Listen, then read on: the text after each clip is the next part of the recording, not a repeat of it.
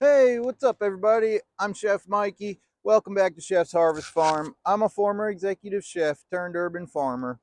I live in Knoxville, Tennessee, Zone 7, which technically I think I live in like Zone 7B, but Knoxville, we're like in the foothills of the Great Smoky Mountains, so it can vary a lot, like depending on where you live in the Knoxville area. The elevations, of course, are more like Zone 5.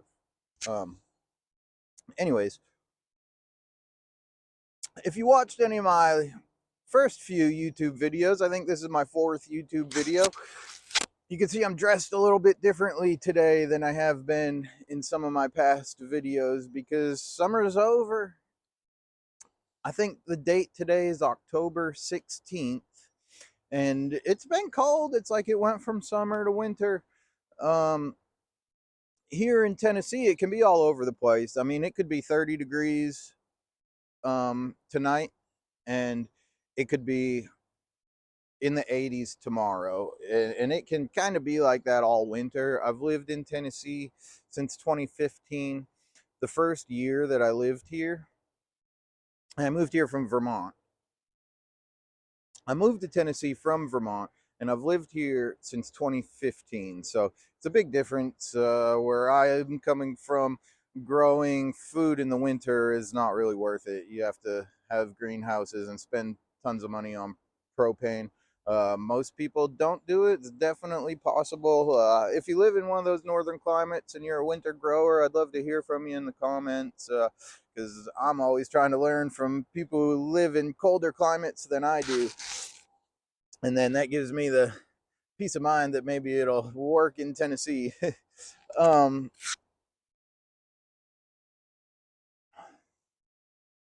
so I'm in Knoxville, Tennessee, Zone 7. Typically in the winter time, it goes above freezing every day. But last year, I got kind of caught off. So last year, I remember our first frost being in November. And then we got our first hard freezes the week before Thanksgiving. So that gives you like kind of a timeline that I'm working with. So it's about October 16th today.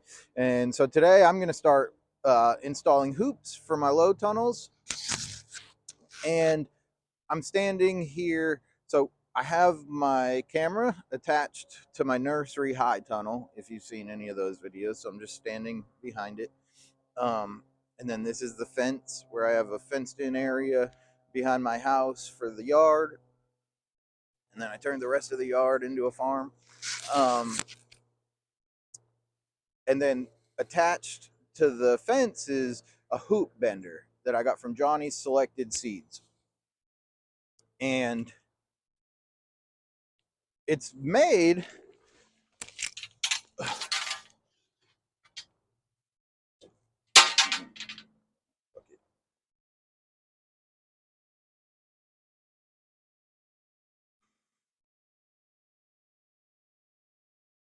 So it's about October 16th today, and I'm going to start installing low tunnel hoops. I've tried lots of different methods for low tunnels and ways to protect my garden.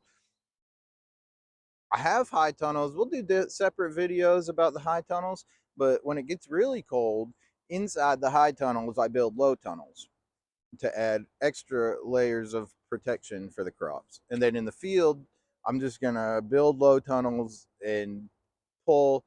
I've got Ag 50, Agribon 50 over it. And in the past, I was covering one bed at a time because due to inexperience and of course like what you can afford, that's the width that I bought so that I could cover one bed. I think I might have bought one roll one year that could cover two beds, but it's kind of stretching it, doesn't give you much extra.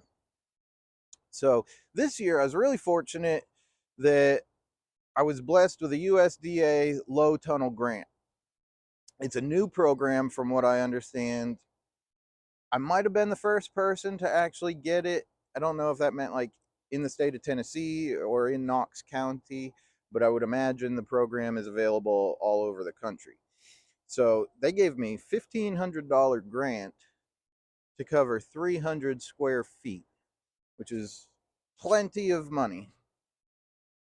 Um, so in the past, I've bought like just little hoops from Johnny's. I'll show you.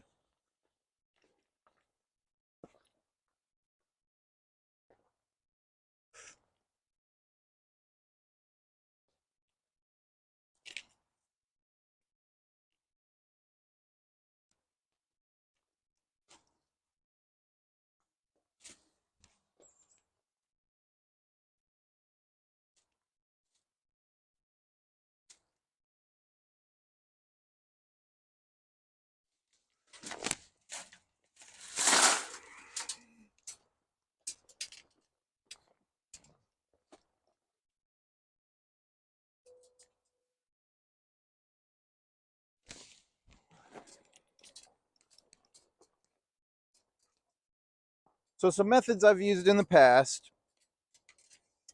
The first method I ever tried was these. It's just like little pieces of wire that you can buy from Johnny's. And you could probably buy something similar at the hardware store, but I've never really found it to be any cheaper. And since Johnny's already has them in the right sizes created for this purpose, I just buy them from Johnny's Selected Seeds. So it's a great place to get them if that's what you want. Now, it's just like little pieces of wire. So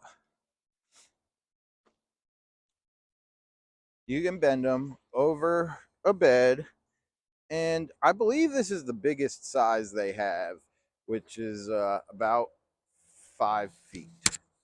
And so it's very limited. It's flimsy. It's not going to hold snow or rain or I mean, it'll hold rain, but regardless, it's pretty flimsy. You get it. Um, and then the height is also limited, so it might be good for really little crops, maybe radishes or things that are just sprouting, like maybe you got some carrots. But if the tops are big at all, then this isn't going to protect it from the leaves touching the outside or the inside of the frost blanket. The leaves will still get burned and get damaged from that. um so this can work, but it's not the best. The next thing I've tried, also purchased from Johnny's, is these guys. They're a little bit, I would not recommend these. Okay, so let's start with that. I wouldn't buy these again. Some of the benefits of these, though, is that you see how it's like square, so it's straight on the sides, so you get less of that angle here. So if you do have like radishes or carrots or something like that, and this is over it, there's less of a chance that it's going to be touching here. um but because it's square, they sag. So between them, it goes like this, and then up to the next one, and then up to the next one. And if it rains or it's wet or snows on top of it, then this is going to collapse the easiest. But it does have these holes.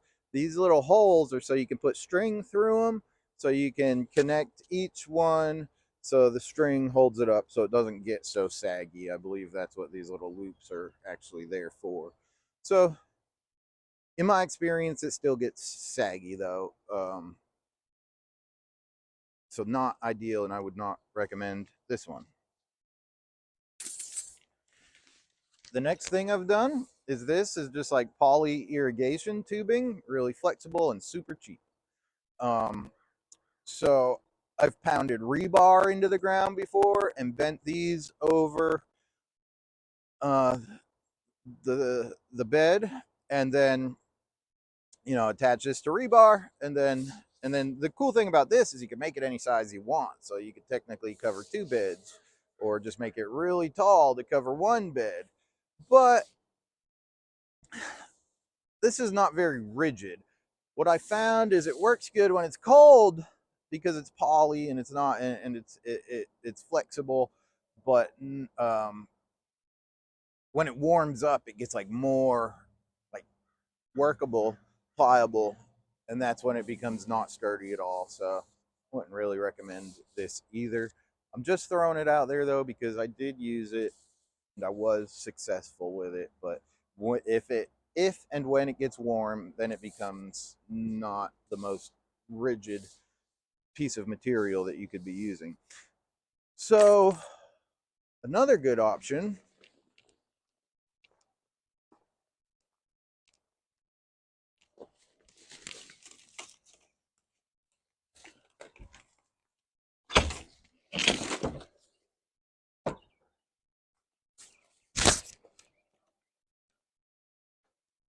So another good option that I've had decent success with is just PVC piping. And you can see these still have pieces of rebar stuck in them from the last time I've used it. This is a great option. They could be cheaper. And it's like far more rigid. Um, and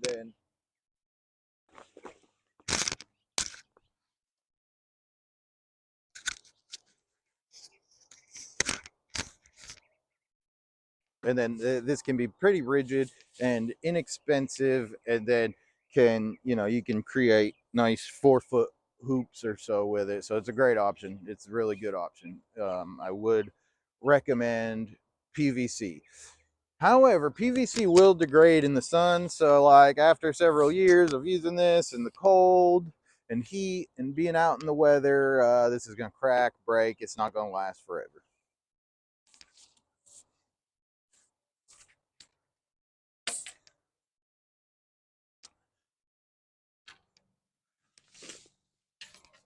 So the best option that I've found, which is the most expensive probably, but it's not that expensive. And, these are 3/4 inch pieces of electrical conduit that I just purchased at Lowe's. And these are really rigid, they'll last forever. And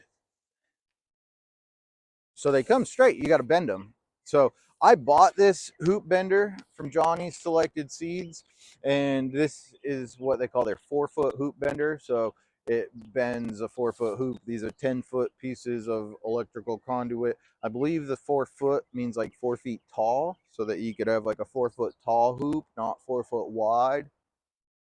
I could be wrong. Um, but regardless, I'll show you how to but regardless, I'll show you how to use the hoop bender. It's really easy, really straightforward, and then you can kind of make the hoops like whatever size, however width you need them to be. You could even make it so it covers 2 beds. And I might try that today. And I'm also not sure if we're gonna like pound rebar into the ground and slide this over the rebar, or if I'm just gonna be able to stick this in the ground. I was also thinking about like possibly sharpening the edges to make them sharper so they can go in the ground. I've never actually used this method before, but it's a really common method that market gardeners use to cover their crops. So to bend the hoops, it's got like this.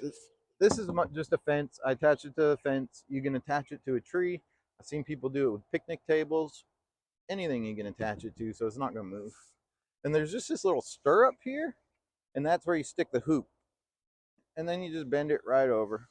And I've seen people make their own hoop benders. This thing was only like $120, but it was paid for with my grant money. I would say it's worth $120. Even if I didn't have grant money, I would have bought it. So you stick the piece of conduit just right in that stirrup, and then you just bend it down, and it just guides you. It's just 2 pieces of chain link fencing top rail, and then the conduit fits right in between. It's real easy, not hard to bend. And you just put it back through, bend a little more.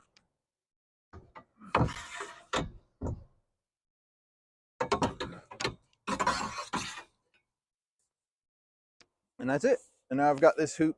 It's super rigid and it'll last forever. You can see it's like not a perfect bend, so you can of course go back and bend it some more. But then like the cool thing about these is they're just flexible but really rigid, so I can make it wider to cover 2 beds if I want, or I can just go like this and make it taller to cover 1 bed.